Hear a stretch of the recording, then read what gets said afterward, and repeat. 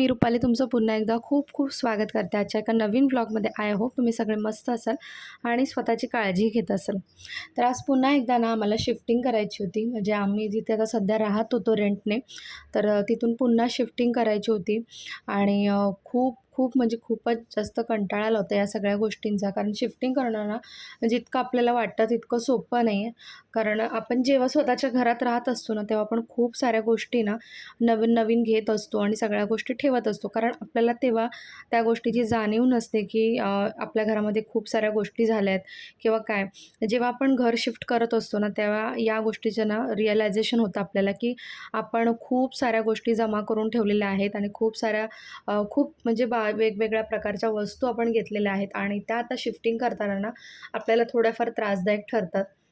खरं तर आपण प्रत्येक गोष्ट ही आपल्या गरजेचीच घेत असतो आणि काही गोष्टी अशा असतात की आपल्याला आवडतात म्हणून आपण घेत असतो. पण ह्याचं ना रिअलायझेशन आपल्याला तेव्हाच होतं जेव्हा आपण घर शिफ्ट करतो वगैरे त्याच वेळेला.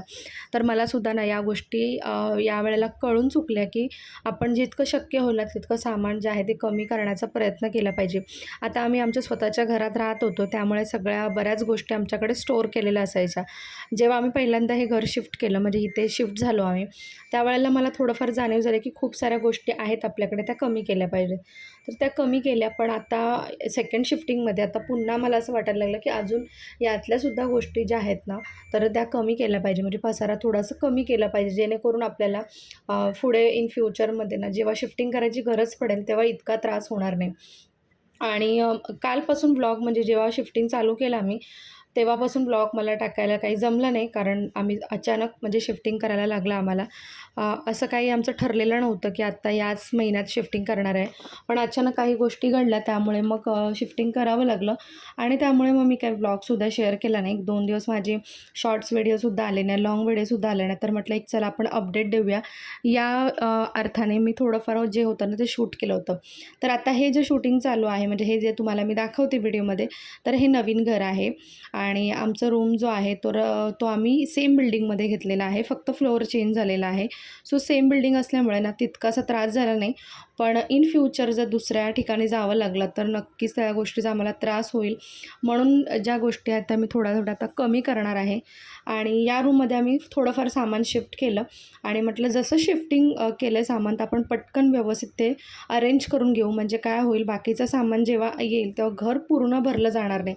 कारण जेव्हा पूर्ण घर भरलं जातं ना, तेव्हा ते सामान लावण्यासाठी सुद्धा ना खूप एफर्ट्स घ्यावे लागतात आणि मग खूप कंटाळासुद्धा येतो. त्यामुळे म्हटलं चला आधी हे ज्या गोष्टी आहेत तर त्या आपण व्यवस्थित अरेंज करून घेऊया आधी आणि त्यानंतर मग बाकीच्या गोष्टी ज्या आहेत त्या करायला घेऊया. तर बघा, आज आम्ही जे जुनं घर आहे आमचं म्हणजे आता जिथे आम्ही राहतो सध्या, तर तिथेच जाणार होतो राहायला. कारण अजून इथे कशी पूजा वगैरे झाली नव्हती, त्यामुळे मग त्याच घरात राहणार होतो आणि उद्यापासून आम्ही इकडे शिफ्ट होणार होतो प्रॉपरली. तर आधी म्हटलं चला फ्रीज वगैरे सगळं अरेंज करून घेतो, कारण फ्रीजमधलं सामान खराब होण्याची शक्यता होती. त्यामुळे त्या सगळ्या गोष्टी अरेंज करून घेतल्या. बऱ्याच गोष्टींचं जे फिटिंग्स होतं ते मिस्टरांनीच केलं होतं, म्हणजे आहोनीच केलं होतं. कारण म्हणजे माणसं जी होती ती अवेलेबल होत नव्हती, त्यामुळे म्हटलं चला जे आहे ते आपणच करूया. आणि हा बघा दुसऱ्या दिवशीचा व्हिडिओ आहे, ज्या दिवशी आम्ही सकाळी इथे आलो या रूममध्ये पुन्हा. म्हणजे त्या रात्री आम्ही तेवढं शिफ्टिंग केलं, फ्रीज वगैरे अरेंज करून मग घरी गेलो. आणि हे दुसऱ्या दिवशीचं आहे. तर इथे बऱ्यापैकी सामान जे आमचं होतं ना दुसऱ्या दिवशी तर लावून झालं होतं. तुम्हाला दाखवते बघा. तर बऱ्याच गोष्टी लावून झाल्या. आता इथे फक्त टी व्ही फिटिंग वगैरे या सगळ्या गोष्टी बाकी होत्या. त्यानंतर बेड वगैरे आणायचा बाकी होता. त्यामुळे जेवढ्या रात्री आम्ही गोष्टी आणल्या तर त्या सगळ्या अरेंज करून घेतल्या होत्या. आणि हा बघा वरचा फ्लोर आहे. आणि मग सेम डेला ना आम्ही देवाची पूजा वगैरे सुद्धा करून घेतली आणि उंबरठा पूजन, त्यानंतर दरवाजा पूजन या सगळ्या गोष्टी करून घेतल्या.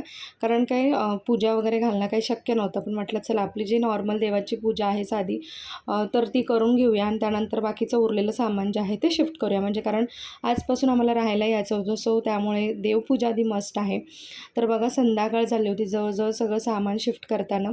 आणि त्यानंतर मग हे इलेक्ट्रिशियन काका आहेत त्यांना बोलवलं होतं आणि खूप लेटपर्यंत हे काम चालू होतं. आम्हाला अक्षरशः झोपायला रात्रीचे 3 वाजले होते. 1:30-2 वाजता आम्ही जेवलो आणि नेक्स्ट डेला हा जो व्हिडिओ आहे तो मी शूट केलेला आहे थोडा. त्यावेळेला ना बरंच अरेंज झालेलं होतं बघा. आता हे थोडंसं फक्त बेडरूममधलं सामान लावायचं होतं. बाकी सगळं अरेंज झालं होतं. थोडेसे कपडे वगैरे लावायचे होते आणि मोस्टली सगळं अरेंज झालं होतं. टी व्ही वगैरेसुद्धा फिटिंग करून झाला होता आणि ग्रिलमध्ये आम्ही झाडं वगैरेसुद्धा सेट केली होती. त्यानंतर कबूतर नेट जी आहे तर तीसुद्धा लावली होती. सगळं झालं होतं म्हणजे बेड वगैरे अरेंज करून झाला होता. थोडंफार काही जे बारीक-सारीक गोष्टी होत्या त्या फक्त आता लावायच्या होत्या.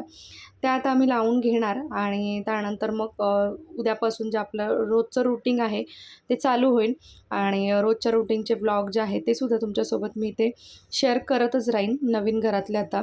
म्हणजे आज उद्यापासून जे व्लॉग येतील ते तुम्हाला नवीन घरातले पाहायला मिळतील.